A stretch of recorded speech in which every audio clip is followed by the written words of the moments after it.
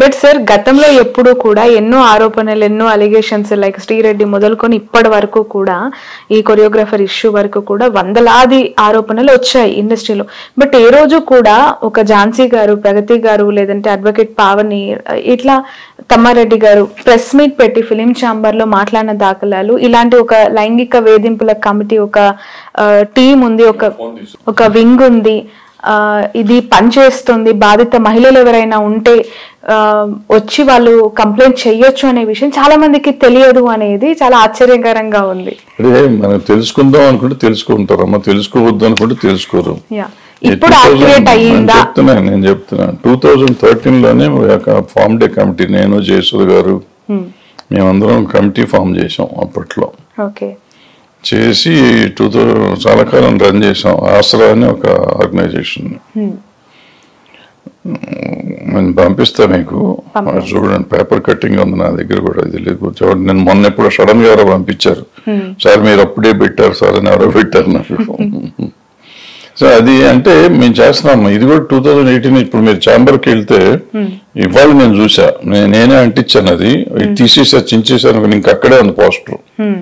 So మనం పలానా address contact చేయండి అని చెప్పాం. కింద రెడ్ బాక్స్ ఉంటుంది, మీరు ఎప్పుడన్నా వెళ్తే ఛాంబర్ ముందు వెళ్తే బయట ఉంటుంది, దాంట్లో కంప్లైంట్ ఇవ్వచ్చు. ఎవరైనా ఎనానిమస్ గా కంప్లైంట్ ఇవ్వచ్చు. మనకి మెయిల్ ఐడి ఇచ్చాం, మెయిల్ ఐడిలో పెడితే కూడా ఎనానిమస్ గా పెడతాం, పేరు చెప్పకుండా. అట్లా కేసులు చూస్తూ సాల్వ్ చేస్తున్నాం. సో మనది ఉంది. తెలుసా తెలీదు అంటే మేము ఈ పోస్ట్ 2018 తర్వాత వీళ్ళు 3000 మందిని ఇది చేశారు, స్టేట్మెంట్లు తీసుకున్నారు మన వాళ్ళు.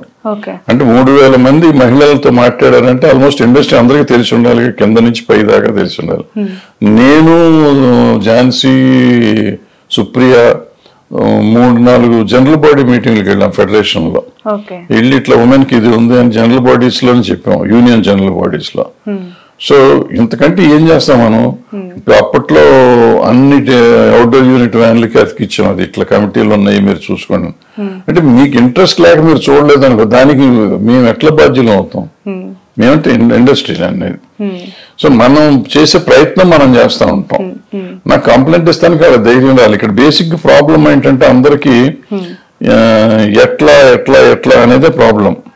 తర్వాత ఏమైపోతుంది, మనం కంప్లైంట్ ఇచ్చినాక మళ్ళీ ఉండవేమో అని, ఇటువంటి అవకాశాలు పోతాయేమో అనే భయం ఉంటుంది కదా, దాంతో మీకు ఎక్కువ మంది రారన్నమాట. సార్ ఇండస్ట్రీలో కాస్టింగ్ కౌచ్ కి సంబంధించి చాలా చాలా అలిగేషన్స్ ఎప్పుడు మనకు వినిపిస్తూనే ఉంటాయి. అసలు కమిట్మెంట్ ఇవ్వకపోతే మాకు అవకాశాలే రావు, అందుకే తెలుగు నుంచి వస్తూ ఉన్న అమ్మాయిలు, యువతులు చాలా మంది అవకాశాలు వెతుక్కుంటూ ఉన్నారు. చూసి చూసి వేరే ఫీల్డ్స్కి వెళ్ళిపోతూ ఉంటారు. కమిట్మెంట్ ఇస్తేనే మాకు అవకాశాలు వస్తాయనేది వినిపించే మాట. సో ఇంటెన్స్ అంటే ఆ తీవ్రత ఇప్పటికీ అలానే కొనసాగుతుందా, తగ్గిందా? మీకేమనిపిస్తుంది సార్? ఇంతకు ముందు చేసిన అలిగేషన్స్ అన్ని ఇప్పుడు పూర్తిగా ఎవరు బయటకు వచ్చి చెప్పట్లేదు అనిపిస్తుందా? సిచ్యువేషన్ అలానే ఉంది అనిపిస్తుందా? సిచ్యువేషన్ ఏం లేదమ్మా. ఇప్పుడు మనం మనిషి ఆశాజీవమ్మా. బేసిక్ గా సినిమా ఇండస్ట్రీలోకి వచ్చేటప్పటికి ప్రాబ్లం ఎక్కడ వస్తుందంటే, మనం అందరము ఎక్కువ, ఇప్పుడు నేను ఇంజనీరింగ్ చేసుకుని నాకు ఉద్యోగం ఉండేది ఇరిగేషన్ డిపార్ట్మెంట్ లో. సినిమా మీద ఇష్టంతోనో ప్యాషన్తోనో అది మానేసి ఇక్కడికి వచ్చాను. ఇప్పుడు నాకు అక్కడ ఉద్యోగం పోయింది, పిల్లలు ఉన్నారు. నేను ఇక్కడ ఫెయిల్ అయ్యాను అనుకోండి, ఇంటికి వెళ్ళి ఏం ముఖం పెట్టుకుని చెప్తాం? సో నాకు తప్పైనా ఒప్పైనా ఇక్కడే కంటిన్యూ చేయాలని నా తాపత్రయం ఉంటుంది. ఇంట్లో మాత్రం పెద్ద మనిషిలాగానే ఉంటాను, ఇక్కడ తప్పుడు పనులు చేయొచ్చు, లేదంటే నా అడ్డమైన పని చేస్తుంటే నేను సక్సెస్ కోసం లేకపోతే నా ఫ్యామిలీని మెయింటైన్ చేయడానికో నా తిప్పులు నేను పడుతూ ఉంటాను. సో అది నేను వేరే మిగిలిన సంగతి చెప్పాలి, నా సంగతిగా నేను చెప్తున్నాను. సో ఎవరైనా ఇదే ఆలోచనలో ఉంటారు. ఇళ్ళ నుంచి పిల్లలు, మెజారిటీ మగ పిల్లలు కానీ ఆడపిల్లలు కానీ ఓ చిన్న వయసులో ఇంట్లో వదిలిపెట్టి వచ్చేస్తారు సినిమా మీద మోస్తూ. వాళ్ళు వెనక్కి వెళ్ళలేరు, వాళ్ళకి చాలా బాధగా ఉంటుంది. సో అప్పుడు ఏమవుతుంది, ఇక్కడికి వచ్చిన కొంతమంది ఇక్కడి నుంచి రెడ్ లైట్ ఏరియాకి వెళ్ళిన వాళ్ళు కూడా ఉన్నారు, ఇట్లా పోయి అవకాశాలు పోయి. కొంతమంది పెద్ద టాప్ స్టార్స్ అయిన వాళ్ళు ఉన్నారు, కొంతమంది మామూలుగా క్యారెక్టర్ ఆర్టిస్టులు అయిపోయిన వాళ్ళు ఉన్నారు, బట్ సర్వైవ్ అవుతున్న వాళ్ళు ఉన్నారు. సో ఎట్లా వచ్చింది ఏమొచ్చింది అనేది ఏంటంటే, మనం ఇక్కడికి వచ్చిన మనం కెనాట్ గెట్ బ్యాక్ అనే పొజిషన్ లో ఉండేది ఎక్కువ మంది వస్తారు, వాళ్ళకి వచ్చే ఇబ్బంది అనమాట. వాళ్ళు ఏం చేస్తారు, మనం వెనక్కి వెళ్ళలేం కాబట్టి కంప్లైంట్లు ఇచ్చుకుంటే కూర్చుంటే సర్వైవల్ ఏంటి, అసలు బతకలేం కదా అనేది ఉంటుంది. ఇప్పుడు ఈ కమిటీ వచ్చినాక దీంట్లో మనం చెప్పదలుచుకుంది అది, మీరు ధైర్యంగా ఉండండి, దానికోసం మీరు ఎవరికి లొంగక్కర్లేదు అని చెప్పడమే మా ఉద్దేశం. మనం ధైర్యంగా పని చేసుకోండి, ఏదన్నా ధైర్యంగా కంప్లైంట్ చేయండి, ధైర్యంగా పని చేయండి అంటే. బట్ ఇక్కడ ఒకటి ఉందమ్మా, నా దగ్గర టాలెంట్ లేకపోతే నేను కంప్లైంట్ ఇచ్చినా ఇవ్వకపోయినా, నేను చెంచాగిరి చేసినా నాకు మళ్ళీ అవకాశాలు ఏం రావు. నాలో కూడా టాలెంట్ ఉండాలి. నేను ఇప్పుడు చాలా మంది దుర్మార్గులు టాప్ స్టేజ్ లో లేరే వాళ్ళ ఉన్నారు కదా, అంటే వాళ్ళు మంచోళ్ళు కాదనేది చాలా మంది తెలిసినా వాళ్ళ పవర్ ముందు కానీ లేకపోతే వాళ్ళ టాలెంట్ ముందు మనం తలంచాల్సి వస్తుంది. సింపుల్. ఓకే, బట్ ఈ బాధితురాలు ఈ కమిటీని ముందుగానే అప్రోచ్ అయింది అని పొద్దున చెప్పడం జరిగింది. ఎందుకు సైలెంట్ గా ఉండాల్సి వచ్చింది? తనకి ఏమి న్యాయం జరగకపోతే పోలీస్ స్టేషన్ వరకు వెళ్లాల్సి వచ్చింది? లేదు, అదేం లేదు. మేము చేస్తున్నాం స్టేట్మెంట్, బాధితురాలు తీసుకున్న తర్వాత సైలెంట్ గా ఎందుకు ఉంది కమిటీ అనేది? సైలెంట్ గానే ఉండాలి, మేము రహస్యంగానే ఉంచాలి. మీడియాలో వచ్చింది కాబట్టి మేము బయటకు వచ్చిన మేము బయటకు రాము అసలు. అంటే మీరు గోప్యత పాటించాలి, బాధితురాలు కూడా గోప్యత పాటిస్తుంది అని అనుకునే పోలీస్ స్టేషన్ వరకు, అంటే ఇక్కడ న్యాయం జరగలేదు అని వెళ్లాల్సి వచ్చిందా? కాదనుకోండి. ఇప్పుడు అదే మనం ఏమంటారు, ఈ స్టేట్మెంట్లు తీసుకునే ప్రాసెస్ లో ఆ అమ్మాయికి మైనారిటీ ఇవన్నీ బయటకు వచ్చినాయి కదా, డిస్కషన్స్ వచ్చినాయి కదా. సో ప్రాబ్లీ ఆ అమ్మాయి దానికి అట్లా వెళ్తే బెటర్ అనుకుందేమో. సో వెళ్ళే అవకాశం ఉంది. ఇప్పుడు ఇక్కడ న్యాయం జరగవచ్చు జరగవచ్చు. మీరు ఇందాక అడిగారు, మీరందరూ కలిసి అక్సెప్ట్ చేసేస్తారు కదండి అని అన్నారు కదా మీరు. అట్లా అవుతుందనే ఆ అమ్మాయి అనుకుందేమో. అనుకున్నప్పుడు ఆ అమ్మాయి సేఫ్టీకి ఆ అమ్మాయికి పోలీస్ దగ్గరికి వెళ్ళిందేమో, ఏదన్నా అవ్వచ్చు కదా. మీరు మాట్లాడారా సార్ కమిటీ మెంబర్స్ అంతా బాధితురాలతో? ఎలా ఉంది తన రెస్పాన్స్? చెప్తా అంటే బాధ వేస్తుంది, ఏడుపు వస్తుంది, మనకు కూడా ఏడుస్తాము, అంత బ్యాడ్ గా ఉంటుంది. సో అంటే సదరు కొరియోగ్రాఫర్ ని ప్రతిరోజు మనం వేదికల మీద చాలా చాలా ప్రసంగాలు, నేతల పైన అనేక కాంట్రవర్షియల్ స్టేట్మెంట్స్, అధికారంలోకి వచ్చేంత వరకు కూడా పొలిటికల్ పర్సన్ గా ఎస్టాబ్లిష్ అవడం కోసం రకరకాల స్పీచెస్ మనం విన్నాం. బట్ ఒక్కసారిగా ఇలాంటి వార్త తన గురించి వచ్చింది అన్నప్పుడు యాజ్ ఎ సినీ ఇండస్ట్రీ పెద్దగా అదేం లేదమ్మా, ఎవరి మీద ఇంట్లో ఉంటాయి, అన్ని కొన్ని పట్టించుకుంటారు, కొన్ని పట్టించుకోరు. ఇవాళ ఇష్యూ అయింది, నడుస్తూ ఉంటుంది. ఓకే సార్, మొన్న హేమా కమిటీ రిపోర్ట్ మీరు చూసుంటారు మలయాళ ఇండస్ట్రీకి సంబంధించి. ఇక్కడ చాలా చాలా మంది నుంచి వినిపించింది అలాంటి ఒక టీం ఇక్కడ ఫామ్ అయితే బాగుండేదేమో, ఉన్న టీమ్స్ ఇంకా యాక్టివేట్ అయితే బాగుండేవేమో అని చెప్పి. ఇక్కడ ఉందా మా కమిటీ వేశారు. కమిటీ వేసినాక అది ఇందాక 3000 మందిని చేసామన్నామే, ఆ కమిటీ చేసింది. ఆ కమిటీలో ఒక సబ్ కమిటీ వేస్తే సబ్ కమిటీ వెళ్ళి 3000 మందిని ఎంక్వైరీ చేశారు. ఎంక్వైరీ చేసి ఒక రిపోర్ట్ తయారు చేశారు. రిపోర్ట్ తయారు చేసి సబ్మిట్ చేశారు. ఆ సబ్మిట్ చేసిన దాన్ని మళ్ళీ ఒక ఈ హై లెవెల్ కమిటీ ఉంది కదా, దాంతో వాళ్ళు డిస్కషన్ చేసినాక ఒక నామ్స్ తయారు చేయాలి. ఇప్పుడు మీరు ఆవిడ చెప్పినట్టు, హేమా కమిటీ చెప్పినట్టు ఈ కమిటీ చెప్పాలన్నమాట. అది చెప్పాల్సిన తరుణంలో ఎలక్షన్ రావటం కానీ లేట్ అవటం కానీ, ఎందుకంటే ఈ ప్రాసెస్ వీళ్ళు 3000 మందిని చేయటం అనేది, ఇంటర్వ్యూలు చేయటం అనేది దగ్గర దగ్గర 1.5 years పట్టింది. అది అయిపోయినాక మాకు మీటింగ్ పెడితే 3-4 సార్లు పెట్టారు మీటింగ్. నేను హై లెవెల్ కమిటీలో నేను కూడా ఉన్నాను.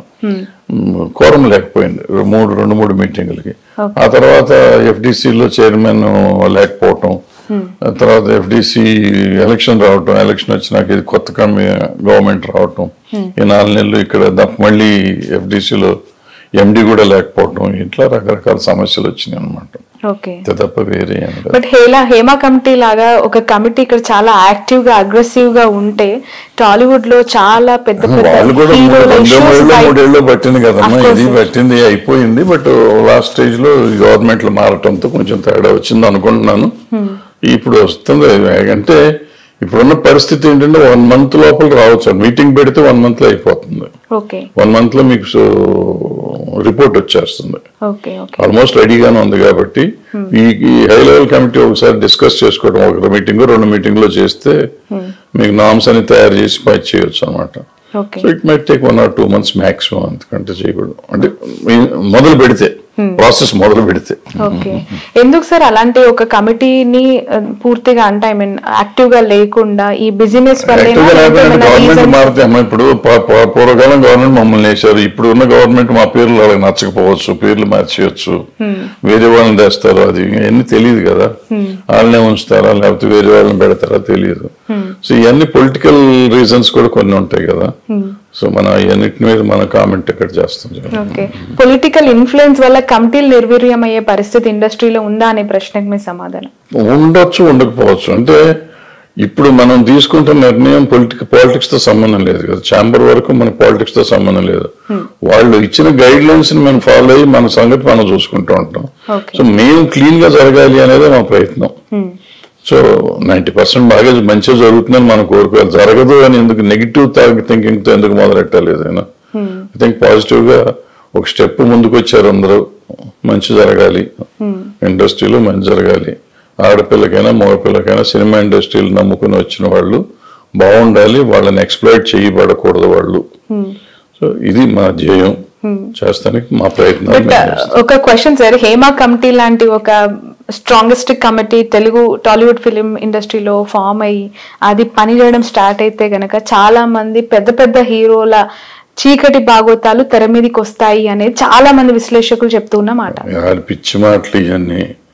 ఇప్పుడు మీరు యూట్యూబ్ లో తీసుకోండి, ఇప్పుడు ఎవరు కమిటీలు ఏం లేవు కదా, మీరు చెప్పే పెద్దవాళ్ళ మీద చిన్నవాళ్ళ మీద యూట్యూబ్ లో లేవా? ఇవన్నీ అయ్యేవి వస్తాయి. హేమా కమిటీలు కొత్తవి వచ్చినాయా? హేమా కమిటీలు ఉన్నాయి, అంతకుముందు ఎవరికి తెలియదా? అన్నీ తెలిసినాయే కదమ్మా. ఇప్పుడు మీరు చెప్పే ఈ కమిటీలు ఏదైనా వచ్చి ఒక హేమా కమిటీ ఇంకో కమిటీ వేస్తే మేము అన్ని చెప్పాం అనుకున్నాం, కొంచెంసేపు అయ్యే ఉంటాయి. అప్పుడు ఏం చెప్తారు కొంతమంది యూట్యూబర్స్ అంతా వచ్చి మేము అప్పుడే చెప్పాం అంటారు. అంతగా తప్పే ఉంటుంది అది. ఓకే సార్, ఒకవేళ మాస్టర్ కి సంబంధించి ఇందులో అంటే ప్రాథమిక విచారణ చేసినప్పుడు ఒక అభిప్రాయం మీరు వచ్చి ఉంటారు, ఇంతవరకు ఒక ఆలోచనతో అయితే ఉండుంటారు, ఖచ్చితంగా అతని ఇన్వాల్వ్మెంట్ ఎక్కువ ఉంది, హరాస్మెంట్ అంటే మనం ప్రాథమిక విచారణలోనే ఉన్నాం కాబట్టి ఇప్పుడే మనం జడ్జిమెంట్ ఇవ్వటం కరెక్ట్ కాదు.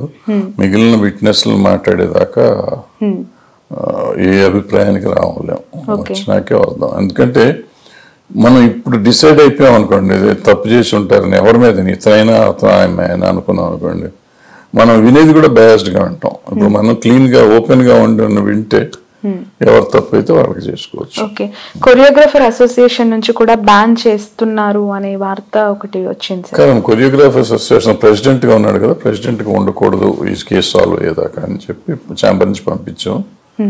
ఫెడరేషన్ కూడా యాక్సెప్ట్ చేసింది. ఓకే, సో మళ్ళీ కొత్త వాళ్ళని అలాట్ చేస్తారు. ప్రెసిడెంట్ అవుతాడు, ఏమవుతుంది దాంట్లో పెద్ద సస్పెన్షనే కదా. క్లీన్ గా మా సినిమా ఇండస్ట్రీకి సంబంధించి ఇలాంటి ఇష్యూస్ అన్ని వచ్చినప్పుడు మా అసోసియేషన్ బాగా సైలెంట్ గా ఉంటది, విష్ణు గారు ఎక్కువగా రియాక్ట్ అవ్వరు అనేవి బాగా వినిపిస్తున్నాయి సార్. అంటే మాకి ఏం సంబంధం అమ్మా? ఏం సంబంధం లేదు కదా. మా ఎంతవరకు అంటే వాళ్ళ మూవీ ఆర్టిస్ట్ అసోసియేషన్ వరకే వాళ్ళకి సంబంధం. వాళ్ళు ఎందుకు మాట్లాడాలి? పెద్దానికి మాట్లాడాల్సిన అవసరం లేదు. ఛాంబర్కి సంబంధించింది. ఛాంబర్ అంటే అన్ని సంస్థలకు కలిపింది అది. సో ఏదైనా రియాక్షన్ మూవీ ఛాంబర్ నుంచి వస్తుంది. సో ఊరికే మనకేదో నాకు తెలియక చాలా మంది తెలియక మా అసోసియేషన్ ఇండస్ట్రీకి పెద్ద ఆర్గనైజేషన్ అనుకుంటారు. సపరేట్ గా చిన్న ఆర్గనైజేషన్, ఆర్టిస్టుల మార్కే అది కదా. ఇప్పుడు ఎగ్జిబిటర్లు, డిస్ట్రిబ్యూటర్లు, యాక్టర్లు, 24 క్రాఫ్ట్లు, టెక్నీషియన్స్, స్టూడియో ఓనర్స్, ల్యాబ్లు ఇవన్నీ కలిపితే ఛాంబరు.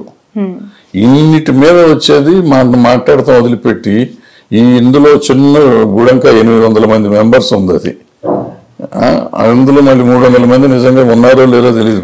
500 మంది మెంబర్స్ది వాళ్ళు చేయలేదు కేవలం పెద్ద వాళ్ళంతా అందులో మెంబర్, హీరోలంతా మెంబర్లే కాబట్టి వాళ్ళ పేర్లు ఎత్తాం. వాళ్ళకి మనకేం సంబంధం లేదు. Okay, so one more question sir, మా అసోసియేషన్ అధ్యక్షుడిగా ఉన్న మంచు విష్ణు గారు ఈ కాస్టింగ్ కౌచ్ ఆరోపణలు వచ్చినప్పుడు కానీ హేమా కమిటీ ఇష్యూస్ వచ్చినప్పుడు కానీ కనీసం ఒక స్టేట్మెంట్ కానీ ఒక లెటర్ కానీ ప్రెస్ నోట్ కానీ రిలీజ్ చేయలేదు. ఎందుకు? దానికి సంబంధం ఉండదు. ఎందుకంటే ఆర్టిస్టులు అనే వాళ్ళు అటు ఇటు మారుతూనే ఉంటారు. ఇక్కడ సినిమాలు అక్కడ రిలీజ్ అవుతున్నాయి, అక్కడ హీరోయిన్స్ ఇక్కడ వచ్చి వర్క్ చేస్తున్నారు, బైలింగ్వెల్ మూవీస్ అవుతున్నాయి. సో ఎందుకు అంత సైలెంట్ ఇట్లాంటి ఇష్యూస్? అసోసియేషన్ ప్రెసిడెంట్ అయిన సంగతి నాకు తెలియదు, నేను చూడలేదు. కానీ అంతకుముందు 18లో గొడవ అయినప్పుడు అతను చాలా యాక్టివ్ పార్ట్ తీసుకుని అతను అగైనెస్ట్ దిస్. అతనే ఆర్టిస్టులందరినీ పట్టుకొచ్చి కూర్చోబెట్టి స్టేట్మెంట్లు ఇప్పించింది అతనే ఇప్పించాడు. నేను చూశాను కాబట్టి చెప్తున్నా. ఇది అంటే పబ్లిక్ గా మీకు తెలియదు కదా జరిగింది ఏంటో.